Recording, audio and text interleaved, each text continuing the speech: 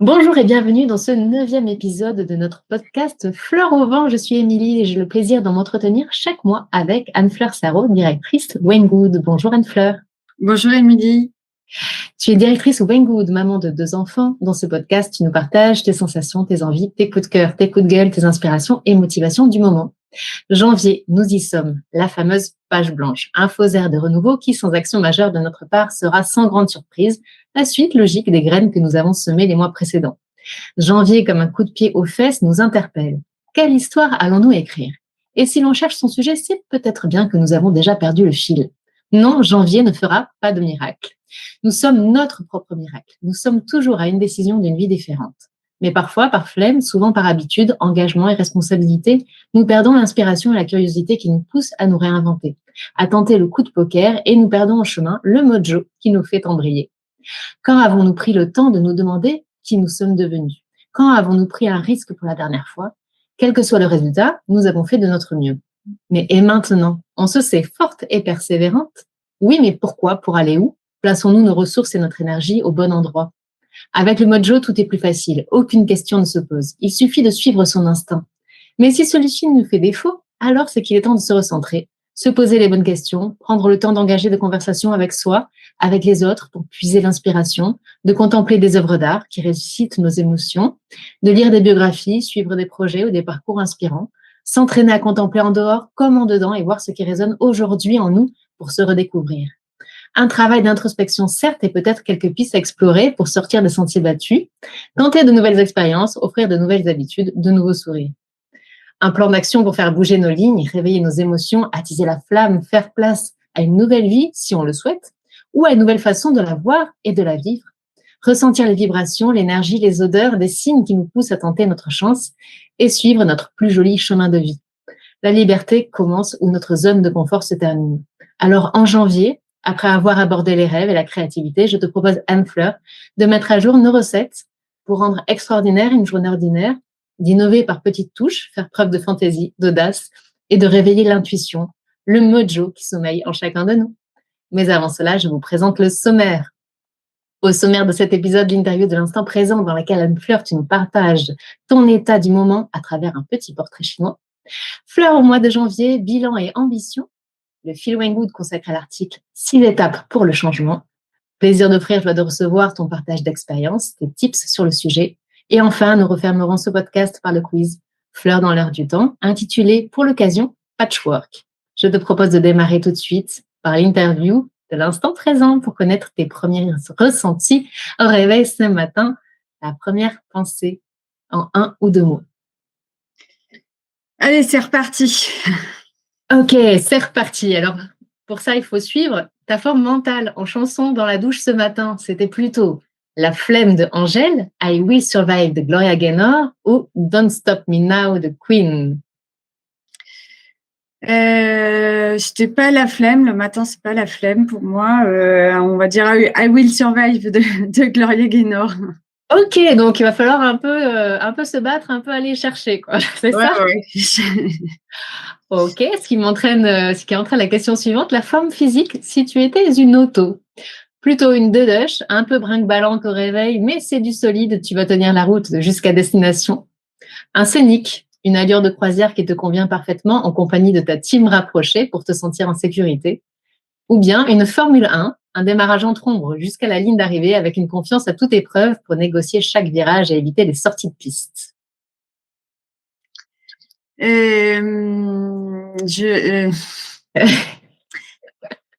peut être une hybride. Une voiture, c'est pas bien d'être une voiture.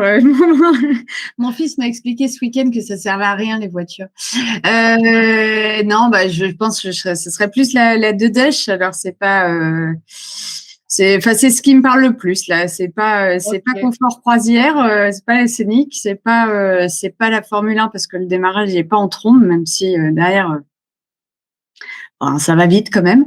Ouais, ce serait un mix de ces trois-là. Allez. Ok, donc entre peut-être une trottinette, un Vélib et un VTT, quelque chose comme ça.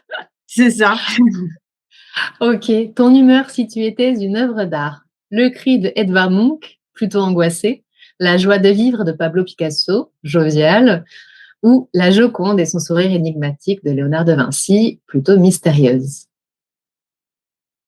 Ouais, je pense la joie. Je démarre l'année avec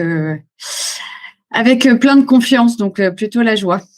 Ok, donc un petit réveil moyen, mais on garde le cap sur la joie. Un stress, une difficulté à mentionner? Écoute, comme tu dis, janvier, c'est nouvelle année, c'est autant de promesses, d'opportunités pour écrire une nouvelle page, mais c'est aussi un peu de la pression parce que t'as plus l'excuse d'une mauvaise année en cours qui finira par se terminer. Là, voilà, ça y est, ça a redémarré. Donc maintenant, on peut, enfin, si on veut un renouveau, on veut un redémarrage, il tient qu'à nous et donc c'est une charge. Donc t'as un peu cette pression de, tu vois, j'ai eu vraiment un soulagement à l'idée que 2022 se termine. J'en ai même versé une larme, tu vois, à minuit et c'était pas une question d'alcool. Hein, les tensions peut-être, ouais. Comment? Des tensions et tu te dis, c'est bon, on Oui, va passer à autre chose. j'étais contente. Je trouvais beaucoup d'espoir à changer de tome, on va dire. Oui. Et en même temps, tu as une espèce de stress de est-ce que je vais réussir à franchir un cap et à se dire voilà, faut y aller un peu par marche, par palier, tout en s'ancrant dans je dis pas au revoir aux années précédentes qui nous ont nourris, qui nous ont fait avancer, mais voilà, c'est un peu la pression d'être ce nous neuf sans faire des fausses nouvelles résolutions ou des fausses espoirs. Voilà. Donc c'est un petit peu l'état d'esprit de ce mois de janvier, à la fois beaucoup d'espoir, d'envie et en même temps un petit peu le stress de qu'est-ce qu'il faut faire pour que ce soit différent, mieux, meilleur, etc. Ouais.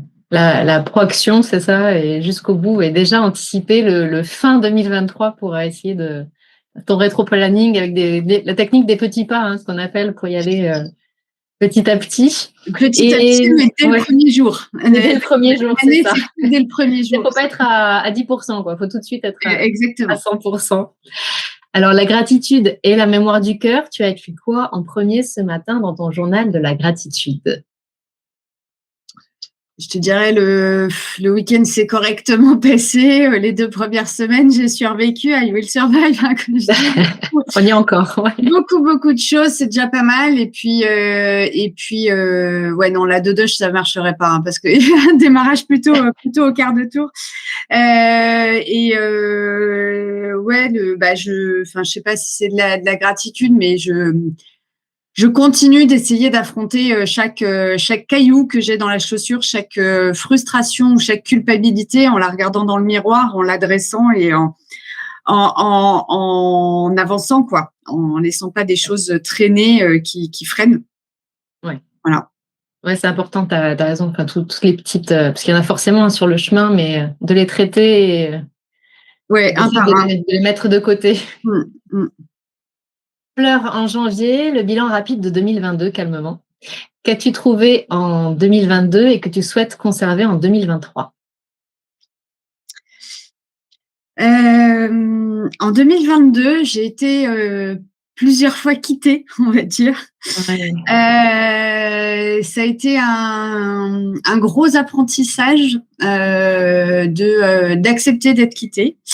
Je me permets de rappeler pour ceux qui prennent, peut-être que c'est le 9e épisode pour la première fois, mais effectivement, on en parlait, je crois que c'était dans le podcast précédent de la vie professionnelle, entre autres, et jalonné parfois de départ, donc pour de bonnes raisons, hein, très souvent, mais voilà, c'est pas évident, effectivement, quand on fait partie d'une équipe, de se séparer de ses collaborateurs. Je ferme la parenthèse. Oui, tout à fait. Donc, j'espère que je ne suis pas trop redite par rapport au précédent, mais effectivement, le fait de se remettre en question tout en faisant pas non plus de suppositions ou d'affaires personnelles, comme nous disent les accords Toltec. Et puis, voilà, d'accepter un peu la vie. Et puis, beaucoup de cheminement par rapport à ça, par rapport aux ruptures qu'on connaît, on va dire, dans le cadre sentimental et qu'on connaît moins dans le cadre amical ou professionnel et amical.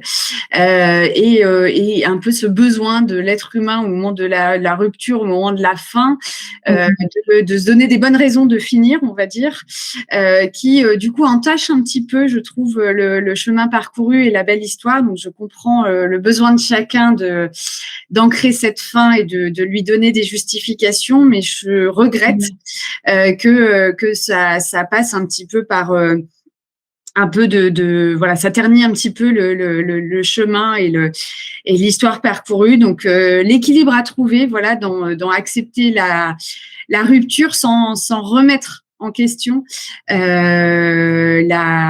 l'histoire et en se nourrissant du tout. Voilà. Donc c'est 2022 pour moi c'était ça. Ok, conserver la belle histoire alors. Et au contraire, que souhaites-tu laisser, ne plus voir en 2023 ?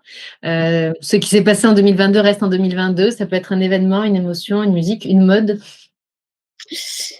Écoute, j'ai pas vraiment, j'ai même pas repéré les modes de 2022. Je te dirais. J'avoue, c'est un peu un méli-mélo. Je te dirais, je laisserais bien derrière nous la guerre, les dictatures, les extrêmes, la folie de notre monde, mais ça, je crains que. Une utopie. Tout de suite. Je dirais bien que je laisserais bien mes sorties de route, mes pertes de patience en particulier en 2022, mais ça c'est pareil, c'est pas évident, j'y travaille. Je sais pas, je laisserais bien le Covid qui me pose surtout souci par rapport à la peur de l'autre qui l'encourage à sa manière. Donc voilà, c'est ça que je laisserais bien en 2022, mais bon. Je dirais c'est un espoir vain peut-être. Écoute, on va croiser les doigts. Alors en janvier, quelle est ton ambition ou tes ambitions ? Est-ce que tu as un fil rouge pour ce mois de janvier ? Écoute, comme je t'en ai déjà parlé, mais à chaque reprise, j'ai cette habitude de redéfinir mes routines pour qu'elles soient adaptées aux enjeux du moment, que ce soit pro ou perso, pour que ça soit mieux, plus adapté que sur la période précédente. Donc janvier, c'est en ça déjà un redémarrage. Et puis après, comme je te disais, si on veut que l'année soit bonne, il faut commencer dès le premier jour de l'année, puisque après, sinon, c'est une dette à rattraper, que chaque jour, on n'aura pas été meilleur. Donc après, c'est un travail que j'ai largement initié, je t'en avais parlé en fin d'année, mais mon ambition sur le mois de janvier, c'est qu'ils prennent tout de suite la couleur de ce que doit être 2023, pro-perso, et qu'à chaque jour, à chaque pas, on s'en donne les moyens pour que cette année soit meilleure et surtout qu'elle soit bonne. Ok, donc évidemment, on le sent très bien. À ton Flower Power, quels sont pour toi les meilleurs outils en ta possession pour atteindre cet objectif et ceux que tu penses qui te manquent ? Si on devait sur le manque, on dirait assez simplement, il manque la banque du temps. Il manque toujours derrière, hein, mais non, mon principal outil, c'est justement de savoir que la banque du temps n'existe pas, que les journées sont pas extensibles et quoi que tu fasses, il y a une logique de camembert. Il faut dormir, il faut se ressourcer, il faut. Donc comment on est dans cette dynamique de dépassement de soi sous contrainte, le camembert du temps, et prendre la donnée un peu dans l'autre sens. Ce qui est mon outil, moi, c'est de me dire, sachant tout ce que je veux faire, comment je m'organise. C'est pas. Alors, je me sens, dit comme ça paraît, ma vie paraît très calme et très simple, hein, mais je me sens en course continue, je me sens en permanence coupable de ce que je n'ai pas fait. Il y a des périodes où c'est encore pire que d'autres. En ce moment, on est plutôt dans une période encore pire qu'une autre. Mais j'essaye comme je dis, de le prendre à l'envers, quoi, de me dire, j'ai ce temps-là, j'en ai pas plus de toute façon. Donc, comment je le prends, comment je m'organise pour faire au mieux un petit peu de tout, et puis faire en sorte que chacune des personnes dans l'entreprise avance, chacun de mes enfants soit nourri, chacun des sujets importants soit résolu. Et puis comme je te dis, je fuis pas, j'essaye de ne pas fuir toutes les petites difficultés que j'ai, tous ces cailloux dans la chaussure, je les prends un par un en me disant en fait, si je les affronte, ce sera moins long, moins douloureux et pour le mieux. Et en fait, voilà, c'est les 2 outils que j'ai, c'est admettre le camembert du temps et raisonner sous cette contrainte. Et puis, écouter le caillou qui me gratte le plus, le prendre, le résoudre et prendre le suivant. Et on passe à autre chose. Très bien, merci Anne-Fleur. Place à la rubrique du Feel When Good, intitulée aujourd'hui « Le changement en 6 étapes », article rédigé par Camille, à retrouver sur le site. Donc, parmi ces points-là, Camille évoque le fait de changer de décor. On en parlait justement tout à l'heure, Anne-Fleur. Tu disais, pour chaque début, tu recrées d'autres routines, un autre environnement. Donc, on parle effectivement de changer ses habitudes, de bouleverser, sortir sa zone de confort. Autrement dit, aller voir plus loin si nous y sommes. Y a-t-il des changements d'habitude que tu as initiés volontairement et qui t'ont apporté des surprises, chances, opportunités inespérées? Si oui, peux-tu nous raconter? Alors, pour aller jusqu'au inespéré, je sais pas, mais oui, effectivement, comme tu le dis, c'est mon habitude de prendre des nouvelles habitudes et de changer des choses de manière assez significative pour avoir un impact potentiel assez fort dans mon quotidien. J'ai eu, si je dois le plus structurant des derniers temps, c'est lié au temps passé avec les enfants, de s'organiser pour être avec eux autant que possible et être vraiment avec eux. Alors, je te dis pas que je le fais bien, mais en tout cas, c'est une habitude que j'ai prise. L'intention est là. Ouais. Voilà, imposée par le Covid et les confinements, mais j'en suis très heureuse parce que je me rends bien compte au fil des années que ça durera qu'un temps et que cet effort qu'il faut faire de jongler plusieurs fois par jour entre le pro et le perso, c'est quelque chose, si je le fais pas maintenant, dans 10 ans, on va dire c'est fini, ce sera d'autres problématiques, mais plus celle-là.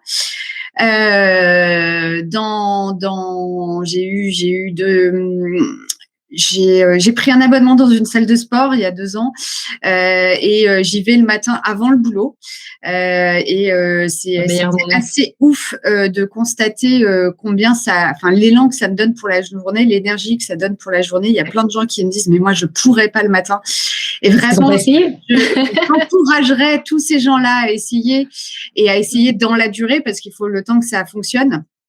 Mais c'est épatant de voir cette hormone que ça libère et ce que ça donne. On est chimie, on est bio, hein, et donc cette énergie que ça donne pour la journée, c'est contre-intuitif par rapport à l'effort physique et la fatigue qu'on imagine, mais c'est hallucinant ce que ça donne au-delà de la fierté. Voilà, et puis tu vois, ma dernière résolution c'était en septembre, c'était autour des déjeuners. Moi j'ai des journées un peu speed et je prends à peine le temps de déjeuner, et si je prends le temps de déjeuner c'est en mode boulot, quoi, d'une manière ou d'une autre. Mais je sais pas couper, je sais pas me détendre, je sais pas faire une pause au départ. Et puis je me suis autorisée plusieurs fois j'essaye une fois par semaine d'avoir un déjeuner à l'extérieur et ça fait grand bien et c'est un effort pareil d'y aller, de l'organiser, d'allouer ce temps-là, mais c'est une bonne ressource. Donc voilà. Déjeuner boulot, ou tu arrives justement à t'imposer un décrochage? Non, on pourrait parler de la question pro perso. Moi, je peux pas couper. Ça ne signifie rien pour moi. Je peux pas couper. C'est comme si tu me disais couper des enfants. Tu vois, me détendre, ça n'existe jamais. Il y a des moments où j'ai moins la charge parce que j'ai pas la charge logistique. Je dois pas les surveiller, mais c'est-à-dire et gérer une entreprise, ça ne se coupe pas. Tu ne peux pas ne pas y penser, tu peux pas ne pas y réfléchir. Donc, dans toutes mes rencontres, il y a le travail d'une manière ou d'une autre, parce qu'il y a moi d'une manière ou d'une autre. Donc voilà. Donc c'est pas, non, c'est pas comme aller se faire masser le midi. Non. Très bien. Dans les autres points évoqués par Camille, il y a le fait de se connaître, être lucide sur tous les aspects de sa personnalité, cultiver son ouverture d'esprit. On ne veut pas se métamorphoser, précise-t-elle, mais ni changer qui on est, mais comprendre qui on est. Donc, d'après nos échanges précédents, j'ai constaté que c'est une notion que tu travailles beaucoup chez toi, Anne-Fleur. En évoluant en permanence, il y a des phases plus importantes et plus impactantes que d'autres. Penses-tu aujourd'hui te connaître par cœur? L'équation est-elle résolue? Le théorème est béton? Ou as-tu vu apparaître dernièrement des zones nouvelles, encore inconnues? Ou peut-être le pressens-tu pour demain? Si oui, comment abordes-tu cette question à une inconnue dans le pro et le perso? Alors, non, se connaître une fois et pour toutes, non, je ne crois pas. Heureusement, justement, on est en perpétuel mouvement, en perpétuelle évolution et on évolue avec. Enfin, je pense qu'on est effectivement une équation initiale et puis on est une équation qui évolue beaucoup avec son environnement, avec l'expérience de la vie, avec ce qui nous nourrit, ce qui nous fait grandir. Enfin, on n'a pas un état. Et puis il y a même pas vraiment de début ou de fin, ou en tout cas la fin, elle est à la fin justement. Donc non, je pense que j'ai trouvé des clés. Enfin, comme tu dis, c'est un processus que j'encourage, que j'anime. J'observe, j'écoute, j'accueille mes réactions, j'analyse, je tente de comprendre ce qu'elles disent de moi, je décortique, et puis je définis la suite. Donc oui, il y a cet apprentissage qui s'est fait avec un certain nombre de déclics, et je dirais ceux-là sont quand même des grosses lumières qui se sont mises et qui ont bien éclairé le squelette, qui sera un peu le fil rouge de ce que je suis, de comment je suis. Après, non, c'est pas résolu une fois et pour toutes.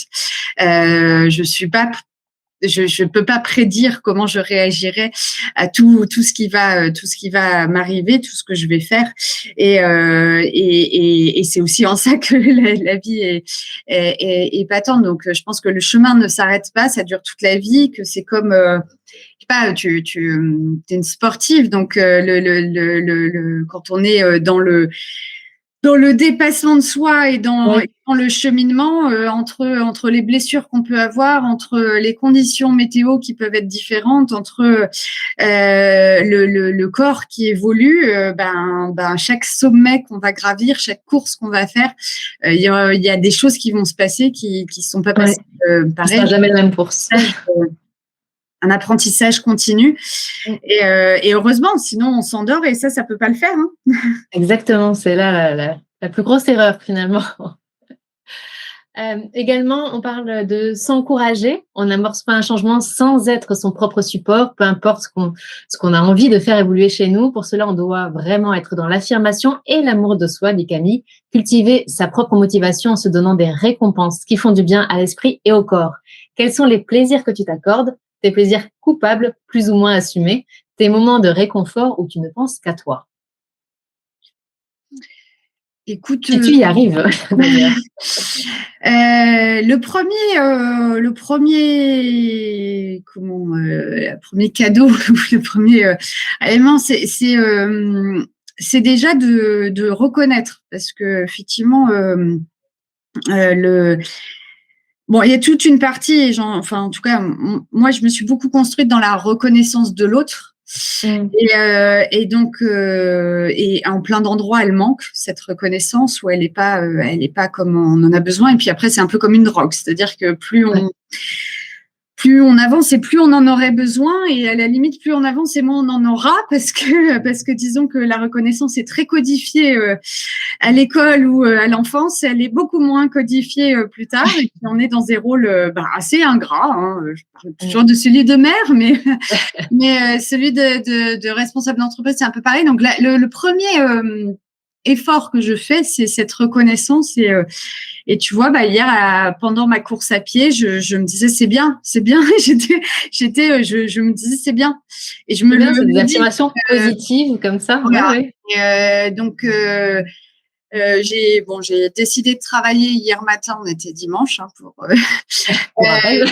mais en même temps, je m'impose comme je t'ai déjà dit, si je travaille, de précisément définir pourquoi je travaille, parce que sinon ça pourrait durer éternellement. Et c'est pareil, je me disais, là, c'est bien ce que tu as fait. Enfin, c'est voilà, d'essayer déjà de m'encourager. Après, dans les plaisirs plus ou moins assumés, je mange du chocolat, je joue sur mon téléphone, je passe du temps complètement inutile à faire des choses complètement inutiles. Je fais de la cuisine, je prends un verre avec quelqu'un qui compte. Je passe un moment avec toi et je réponds à tes questions alors qu'il y a tant de mails qui arrivent. J'écris des articles pour Good. Il y a plein de façons, disons, de se faire du bien. Et après, je pense que le plaisir vient d'en challenger la culpabilité qu'on a dans ce moment. Parce que je pense que le plus dur, c'est pas tant, comme je disais tout à l'heure, le camembert du temps, il est clair. Il y a plein de moments dans la journée qu'on perd. Donc, si on veut se challenger sur le temps qu'on n'a pas, regardons le temps qu'on perd. Mais en fait, au milieu de tout ça, je pense que la plus grosse difficulté, c'est pour qu'il y ait un plaisir, pour qu'il y ait une satisfaction, une reconnaissance, c'est de s'accorder ces moments sans culpabilité et d'admettre que ça donner ta valeur source, en fait. Donner beaucoup plus de valeur à cultiver sa motivation, aux récompenses, à l'affirmation de soi. Je pense, moi, je dirais que c'est ça qui, en tout cas, pour ce qui me concerne, qui est à challenger et qui manque, c'est tout ce que je ferais et que j'aurais tendance à me reprocher, c'est débile, en fait, c'est absurde. Et ça entache, ça enlève toute une partie, ça limite toute une partie du potentiel, de la potentielle ressource. Donc, c'est un peu absurde. C'est-à-dire que c'est intéressant comme notion. Si je prends ce temps pour qu'il en ait la portée, pour qu'il en ait l'impact, il faut que je l'accepte et que je le fasse sans culpabilité, ou alors, comme je disais tout à l'heure, caillou dans les chaussures, ou alors je ne le fais pas. Mais ça a quelque chose d'absurde de à la fois le faire et à la fois ne pas s'autoriser c'est vraiment l'action consciente, en fait, dans tous les choix qu'on peut faire. Et alors, c'est compliqué toujours par rapport au dépassement de soi. Tu parlais de la flemme tout à l'heure. C'est que si je vais là-dedans, du coup, je vais m'autoriser à faire tout et n'importe quoi en me donnant des bonnes, mauvaises excuses. Enfin, faut trouver l'équilibre là-dedans. Et je trouve qu'on est très fort pour se culpabiliser. Pour autant, on ne peut qu'admettre qu'on prend du temps pour soi de plein de manières différentes. Et en même temps, la portée de ce temps pour soi, il sera le meilleur si on le fait avec le plus de conscience possible, d'acceptation et sans culpabilité, quoi. Donc voilà. Donc il y a plein de plaisirs. Et justement, tu vois, le coupable ou le plus ou moins assumé, je pense que c'est ce qu'il faut challenger pour que ça soit vraiment cultivé, se nourrir, se ressourcer. Comme on en a besoin. On a besoin de manger, on a besoin de dormir, on a besoin de se reconnaître. Ça fait partie, je pense, des éléments vitaux qui sont nos ressources tout au long du chemin. Et que la culpabilité, je sais pas, c'est comme dormir. On nous dit que dormir, il y a des conditions pour bien dormir. Il y a des conditions pour que ces plaisirs soient des vrais plaisirs et soient des vraies ressources. Et voilà, il faut manger. Tu vois, il faut prendre un temps pour manger pour avoir les bénéfices de la nourriture. Là, c'est pareil. Il faut avoir un environnement complet autour du plaisir.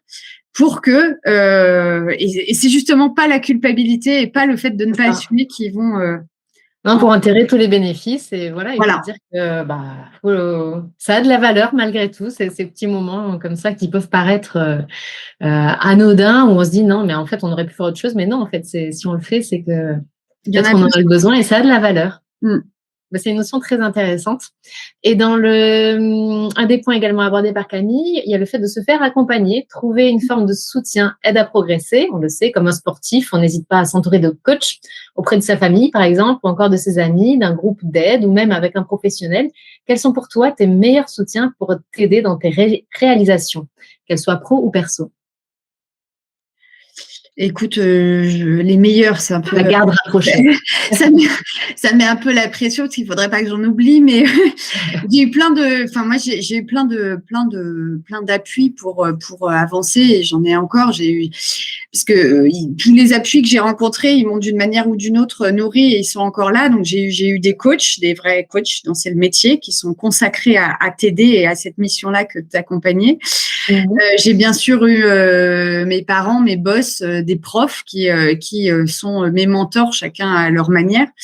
J'ai plusieurs amis, je pense, et personnes de confiance à qui je peux parler sans filtre. Tu sais combien moi j'ai besoin de parler sincèrement, en toute transparence, et de faire rentrer ça en résonance pour accompagner mon chemin de pensée jusqu'à l'étape suivante. Donc et puis voilà, j'ai un espèce de cercle qui déjà m'accueille, tu vois, qui me prend comme je suis, comme je parle, comme je dis. Enfin, et ça, c'est déjà beaucoup dans mon mari, dans mes enfants, dans mes proches. Et puis après, ça fait une caisse de résonance, un appui pour avancer et pour m'aider dans mes réalisations. Donc, voilà, c'est ce que je peux te dire. C'est très bien. Ce que je te dirais, c'est que le coaching, effectivement, il faut trouver la forme de coaching qui te convient. L'avantage du coaching au sens métier du terme, c'est que c'est des gens qui sont, on va dire, payés à t'accompagner.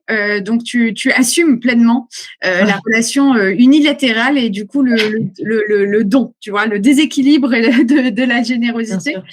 C'est différent, on va dire, dans toutes les autres relations qu'on peut avoir, puisque on peut se mettre une culpabilité autant qu'on prend à l'autre. Mais c'est un peu pareil. En fait, les formes de coaching, elles sont diverses. Elles sont dans les lectures, elles sont dans les personnes. Et après, on est soi-même son propre coach dès lors qu'on en fait un exercice et des routines, quoi.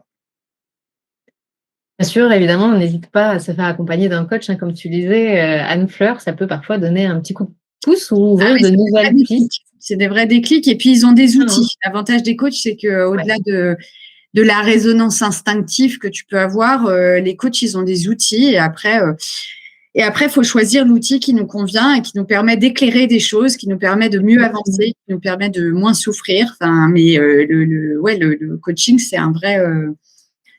c'est un vrai outil, un très bon outil dans la vie. Alors, si vous ne savez pas par où commencer pour trouver votre coach, n'hésitez pas à aller sur le site waynegood.com. J'en profite pour le rappeler. Plaisir d'offrir, joie de recevoir. Nous sommes toutes différentes, donc ce qui marche pour les unes peut ne pas fonctionner pour les autres. Parfois, il suffit d'un déclic, on en parlait, d'un mot qui va résonner en nous. Est-ce que toi, tu peux nous partager un mot d'encouragement, peut-être qui a fait tilt, ou un témoignage, ou un parcours qui t'ont toi-même inspiré pour te découvrir des ressources nouvelles? Écoute, tu me dis un mot, tu viens de dire ressources. Je pense que ressources, c'est bien le terme. On en parle beaucoup. On parle beaucoup des ressources de la planète. Eh ben, faisons quelques secondes l'analogie avec nos propres ressources. Je pense que ressources, c'est le terme. Les ressources, elles sont rares. Les ressources, elles sont pas infinies. Donc, on les gaspille pas, on les régénère. Mais ça, c'est important aussi de le dire. Ouais. Voilà, donc on a dit déjà, mais on ne vit pas les problèmes plusieurs fois. Ça gaspille de l'énergie. C'est rarement utile. On essaye de pas se stresser ou de se culpabiliser pour quelque chose qu'on ne fait pas en sorte de résoudre. Donc, soit c'est effectivement un problème, on le résout, soit c'en est pas un et on arrête d'y penser en mal, enfin on l'accepte. Et puis après on trouve ces éléments pour régénérer ses ressources. Donc je vais te donner des bases, mais le rire, le sommeil, l'évasion, le sens, enfin qu'est-ce qui fait que je deviens pas au fur et à mesure de la journée Voldemort, quoi, que je me décharge progressivement. Non, mais parfois il faut se le rappeler, c'est vrai que c'est important. Parfois on est tellement… Donc voilà, on est un ensemble, enfin nous-mêmes, comme la planète, on est un ensemble limité de ressources et si on n'interagit pas comme il faut avec cet ensemble de ressources, eh ben ça bug à un moment donné, tout simplement. Donc le chemin est long, le chemin est dur. Il faut se nourrir dans tous les sens du terme et il faut vraiment, tu vois, il y a pas une résolution de l'équation une fois et pour toutes parce que c'est un ensemble qui évolue. Mais vu tout ce qu'on doit donner dans son quotidien, parce qu'il y a effort dans la vie, il faut challenger, à ressourcer. C'est une évidence absolue quand on fait un effort physique. Mais en fait, dans tous les éléments de la vie, il y a effort, il y a utilisation, mobilisation de l'énergie au sens biologique et il faut régénérer cette énergie, régénérer cette ressource dans ces différentes dimensions. Donc voilà, chérissez vos ressources que vous êtes. Merci beaucoup. Et puis, effectivement, donc ça, une fois qu'on se sent plein d'énergie, pareil, on a l'impression qu'on est connecté finalement à toute l'énergie environnante. Et je pense que c'est comme ça, effectivement, qu'on arrive à trouver notre petite place dans l'univers et à interagir. Merci beaucoup. Alors, chers auditeurs, n'hésitez pas à nous partager vos problématiques, vos expériences et conseils en commentaire de ce podcast. Et si vous souhaitez explorer d'autres thématiques liées à votre épanouissement personnel et ou professionnel, rendez-vous sur le site waynegood.com. Je te propose de refermer ce podcast par notre séquence portrait, Fleurs dans l'air du temps et notre quiz intitulé pour l'occasion Anne Fleur en patchwork, parce qu'il te compose très certainement peut-être une part de ta sensibilité, de ta personnalité. Quelles sont les personnalités qui t'inspirent le plus et pourquoi en 1 ou 2 mots? Un acteur ou une actrice, bien évidemment. Peut-être surtout une actrice.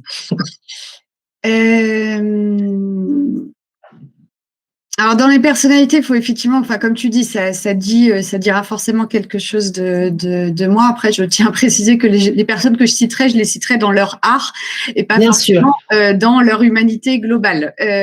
Donc moi j'aime bien les gens qui se transcendent dans leur discipline. Donc les acteurs, comment citer je vais te dire les premiers qui me viennent, c'est des gens comme Brad Pitt, comme Gilles Lelouch, comme Jean Dujardin ou comme Virginie Efira ou Anna Thaouet. Ce qui m'épate chez ces gens-là, c'est la longévité de leur parcours d'une part, et puis le fait d'avoir démarré à un endroit où on n'aurait pas pu imaginer la suite de leur carrière. Donc Anna Thaouet, je l'ai découverte dans des Disney, je pense. Quand tu la vois dans la série sur WeWork, elle est épatante dans son caractère. Et puis, tu prends Jean Dujardin, Un gars, une fille, versus tous les films qu'il a fait derrière. Donc voilà. Comment? Et les nous, c'est nous. Oui, tout à fait.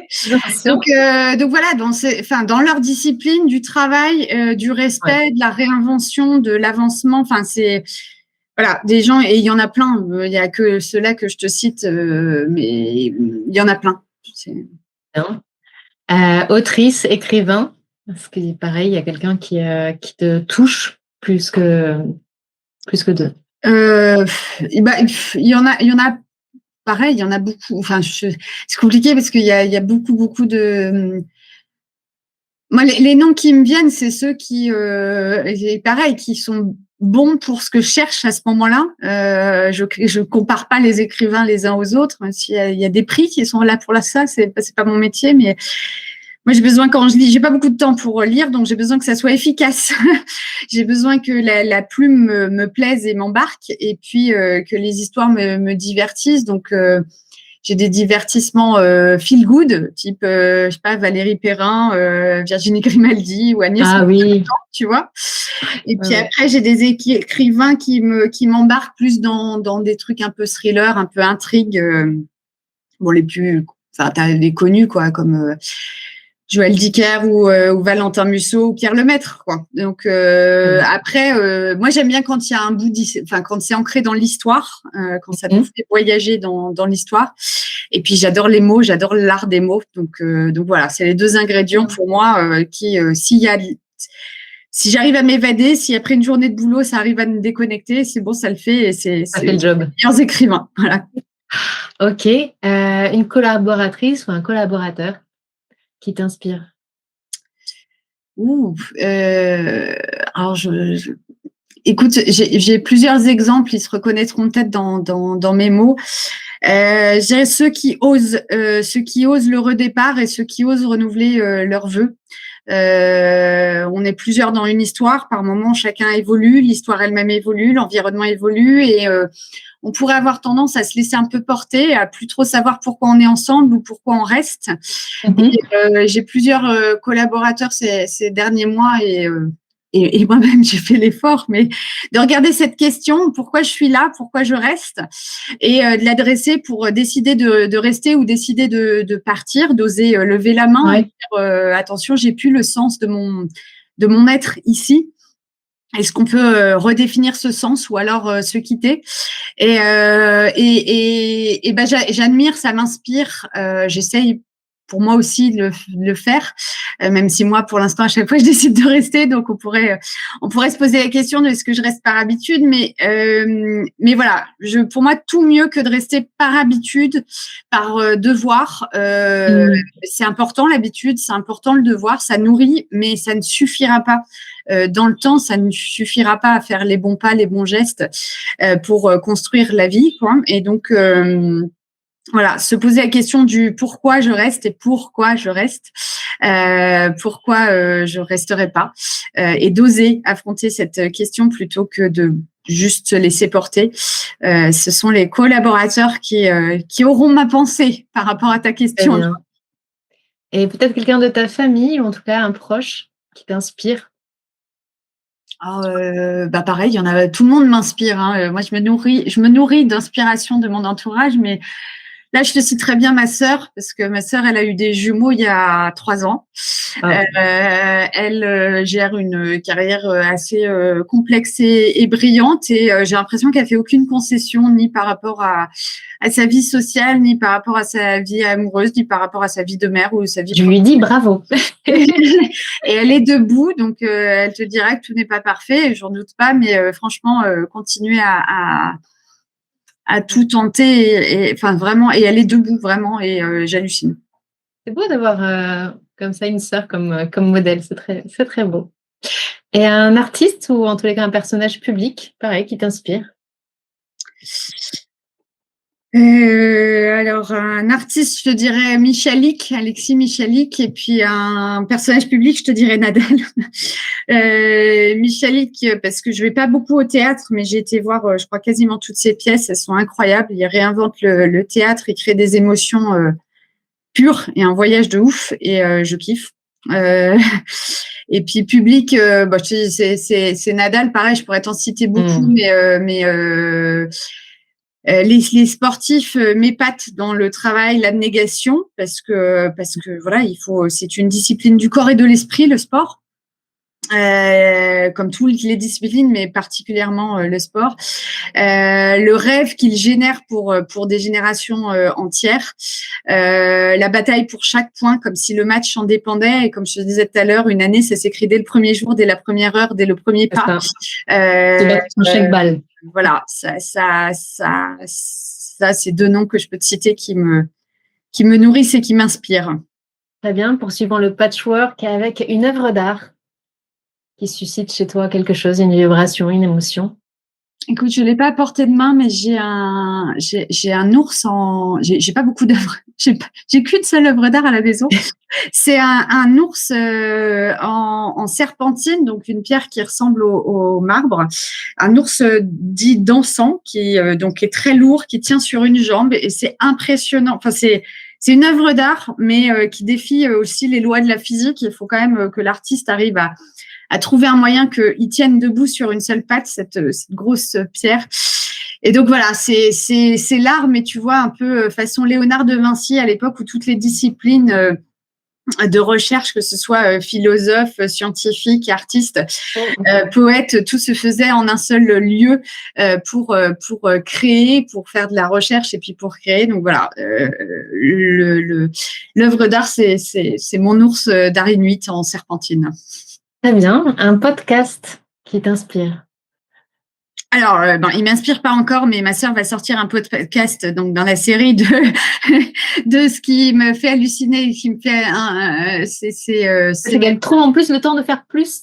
Voilà, elle trouve le temps. Elle prend son camembert et C'est ce que j'allais dire. Elle doit avoir un grand camembert. Sinon, dans les podcasts, moi, c'est tous ceux qui, j'en ai écouté plusieurs qui racontent la réussite sans oublier les échecs. Et ça me paraît important de pas, voilà, dans la presse ou dans les médias de manière générale, on raconte la réussite comme si elle débarquait du jour au lendemain, soit par chance, soit par talent. Et la réussite, c'est aussi de l'effort, c'est aussi des échecs, c'est de l'apprentissage. Et c'est, je crois, surtout ça. Et qu'il y a beaucoup bien de le rappeler, oui. Dont on ne parle pas et qui n'en sont pas moins des réussites. Et donc voilà, il y a beaucoup de podcasts et je trouve que l'avantage des podcasts, c'est la diversification des médias. Et l'accès à l'information. Et donc, ceux qui m'inspirent sont ceux qui, justement, racontent toute forme de réussite avec la partie de l'effort et du travail que ça implique. Ouais. Voilà, c'est ça les podcasts qui m'inspirent. Très bien. Ta sœur a lancé le podcast, elle va le lancer, c'est ça? Elle n'a pas encore le nom, on le partagera si jamais. D'accord. On a parlé tout à l'heure des auteurs. Un livre qui t'a inspiré, qui t'inspire, que tu pourrais relire peut-être 2, 3, 4 fois, 5? Alors, le premier qui me vient, je le relirai certainement pas, mais ça m'inspire, c'est le livre 13 à table, qui est une édition qui a lieu chaque année pour les Restos du Cœur. Donc, c'est 13 auteurs qui se mobilisent pour écrire une petite nouvelle autour d'un thème. Et c'est vendu au profit des Restos du Cœur. Donc, moi, j'aime bien les histoires comme ça. Là, cette année, la préface est de Thomas Pesquet. Il me fait rêver, cet homme-là. Donc voilà. Je ne dis pas que je relirai le livre, mais j'offrirai ce livre à foison et j'achèterai chaque édition de ce livre. Voilà. Après, j'ai reçu Le Monde de Sophie en BD. Je l'avais lu en roman et il a été édité en BD. Ça m'inspire, la fille. Je ne savais pas. C'est bien, oui. Donc voilà, j'ai hâte de le lire. Et puis sinon, je lis la BD Le Monde sans fin là de Jean Covici. D'accord. Qui est très inspirant aussi. Très bien. Une citation qui résonne en toi? J'espère que j'ai pas. Enfin, je pense que j'ai déjà dite, mais je vais le redire parce que vraiment c'est pour moi le cœur, mais c'est une citation de Jean d'Ormesson qui dit merci pour les roses, merci pour les épines. Ouais. La vie n'est pas une fête perpétuelle, c'est une vallée de larmes, mais c'est aussi une vallée des roses. Si vous parlez des larmes, il faut pas oublier les roses. Si vous parlez des roses, il faut pas oublier les larmes. Je pense qu'une partie du poids de notre vie, ça c'est plus la citation, c'est ton interprétation. Le poids de la vie, c'est de pas accepter les fleurs et les épines, les deux. Ouais. C'est-à-dire que on nous cultive dans la société moderne dans une aspiration de légèreté, de monde parfait qui n'existe absolument pas. Même les influenceuses qui publient des posts à la vie parfaite n'ont pas une vie parfaite. Non. N'existe pas. Qui te partagent avec grande sérénité tous les défis à relever un par un. Je pleure tous les jours. Et voilà, la vie, ça pique.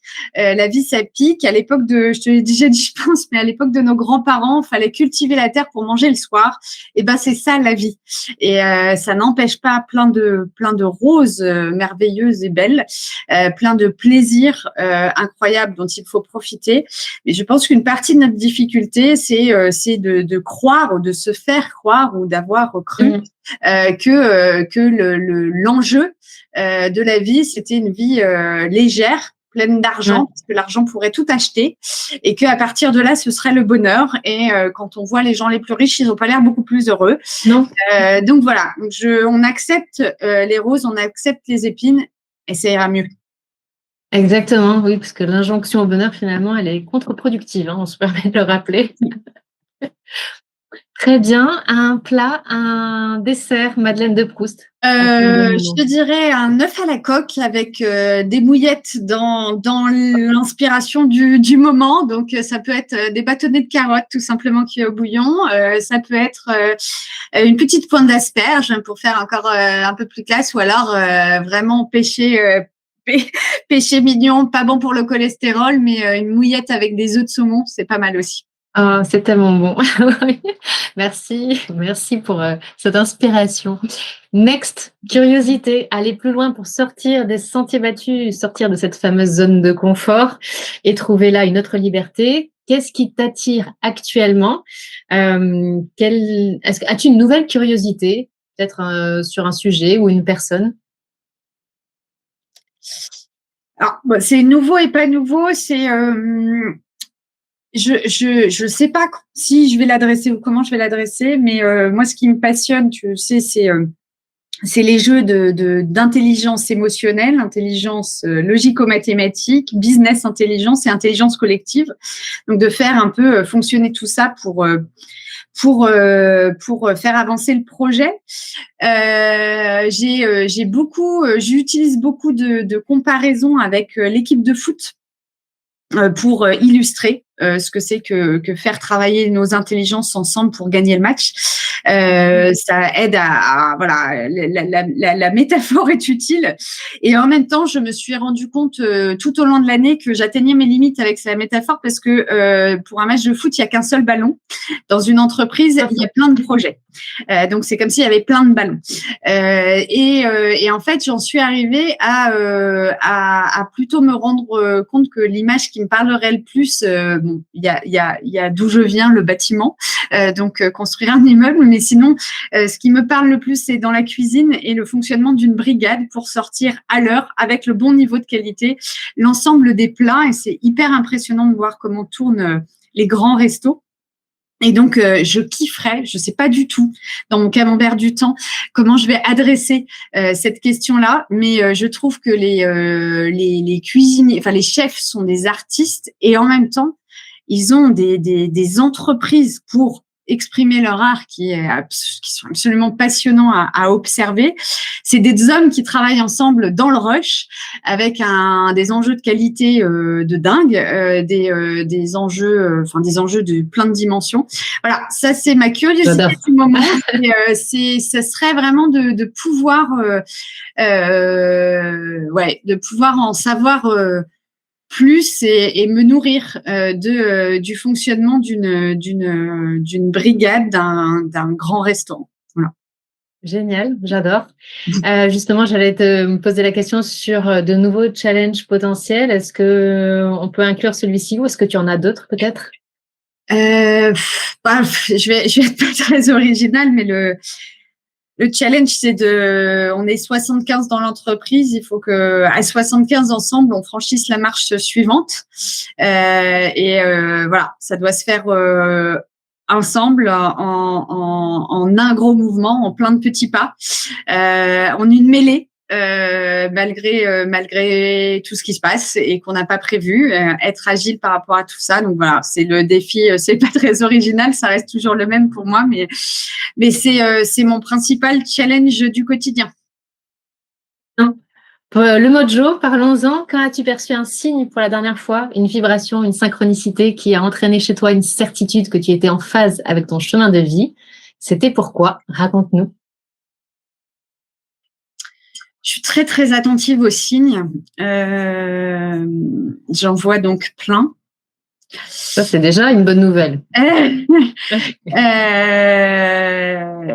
Tu sais, c'est comme tout, hein, c'est comme le palais s'éduque, le regard s'éduque. Voir les signes, c'est un effort au départ, et puis progressivement, ça vient tout seul. Quel signe je pourrais écoute, je te dirais, il y a eu plusieurs événements en 2022. On a eu l'occasion on a le produit que vend dans notre entreprise, c'est un produit qui se vend à distance, qui s'exerce à distance. On a eu plusieurs fois l'opportunité de le faire vivre dans le monde physique l'année dernière, et je dirais que la tête des clients en arrivant et la tête des clients en sortant, comme des fleurs qui avaient je sais jamais comment ça se conjugue, mais avait été clos, qui était éclose, je sais pas, mais enfin qui s'était ouverte.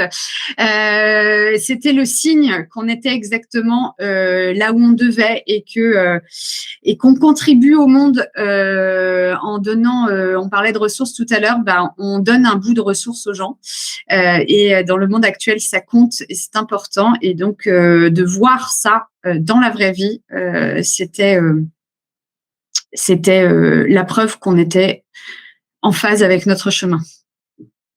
Bravo. Et parce que pour écrire une belle histoire, il faut commencer par en connaître la fin. Fin 2023, qu'aimerais-tu avoir accompli? Que cette phrase et que cette fierté que je viens de partager sur on est exactement là où on doit, ça prenne encore plus d'ancrage, encore plus de signification je pense que aujourd'hui, il n'y a pas de doute au niveau du collectif de l'importance de ce qu'on fait. Je pense que dans l'équipe qu'on est, étant donné tout le chahut des dernières années, il y a quelques personnes, il y a plusieurs personnes encore pour qui ça fait pas encore pleinement sens pour différentes raisons. Et donc, j'espère que en 2023, on aura réussi à rendre ça concret et réel pour le plus grand nombre de personnes qui œuvrent sur l'édifice qu'est notre entreprise. Très bien, merci beaucoup Anne-Fleur.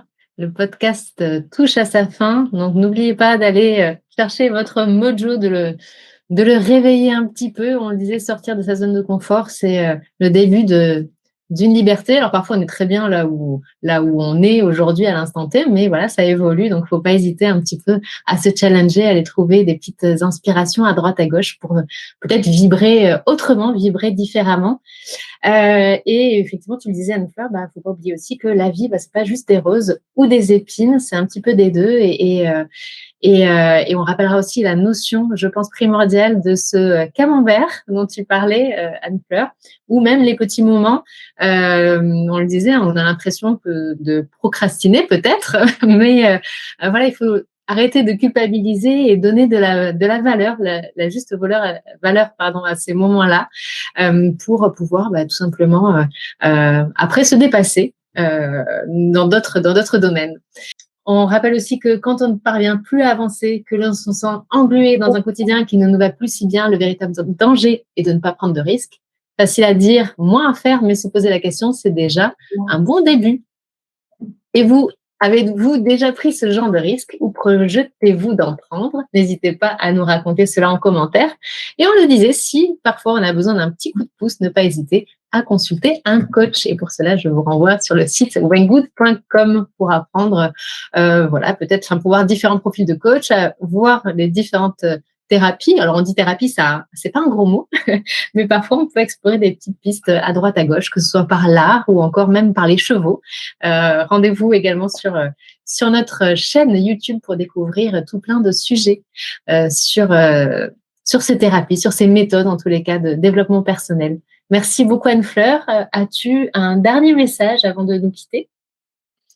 Écoute, non, tu as bien résumé. Il y a eu beaucoup de choses. Effectivement, merci à toi pour ce moment. Merci à toi de me faire prendre le temps de ce moment. Et puis, je dirais surtout une très belle année à ceux qui nous écoutent et j'insiste, une belle année, c'est pas une année sans larmes, c'est pas une année sans heurts, c'est une année dans laquelle on avance, dans laquelle on grandit, dans laquelle on se nourrit, dans laquelle on passe du temps avec nos proches et on relève les challenges qu'on a envie de relever.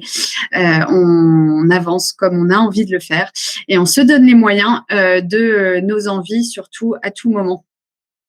Merci infiniment, Anne-Fleur. Et puis, te dire aussi que je suis ravie d'avoir ce petit espace dans ton camembert. Merci beaucoup. Merci. Et rendez-vous le mois prochain pour nous partager tes humeurs, tes doutes, tes envies, tes impressions. Merci à toutes et à tous de nous avoir écoutés. N'hésitez pas à commenter, à poser vos questions à Anne-Fleur en commentaire. Nous y répondrons dans un prochain podcast. D'ici là, vous pouvez trouver l'inspiration et les réponses à vos questions dans tous nos articles, podcasts et vidéos. À très bientôt.